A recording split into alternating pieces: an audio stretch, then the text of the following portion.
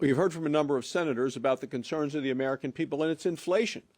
When you take a look at Joe Biden's poll numbers, which are at an all-time historic low, you say, why is it? And it's because we are at a 40-year high of inflation.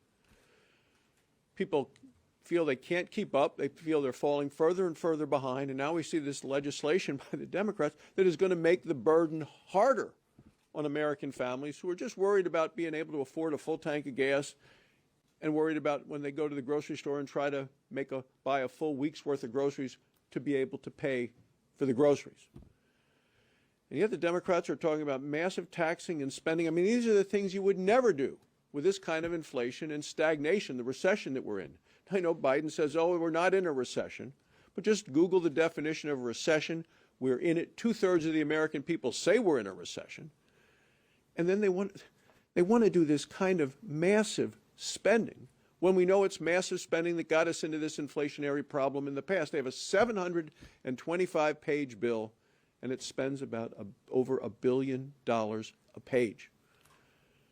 So we know that Joe Biden likes to redefine things when things don't go so well for him. He's redefined border security because we don't have a secure border. He's redefined success in Afghanistan. Now he wants to redefine recession. People aren't buying it. They watch him on television. They say they don't believe that he and the Democrats are up to solving the problems that face them every day. And when you look at this, you know they're heading in the wrong direction.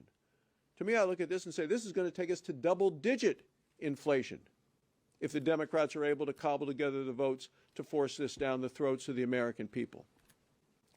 And we haven't even talked about the fact that in this bill is legislation to hire 86,000 more IRS agents, to supersize, put the IRS on steroids.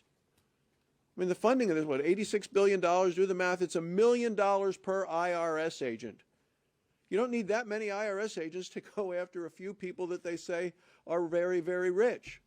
This is coming after the families and the farmers and the small businesses of America. That's who's going to bear the burden of this legislation. And it ignores the main concerns of the American people, which is the crisis at the border, crushing inflation that people are living with, as well as crime in the cities.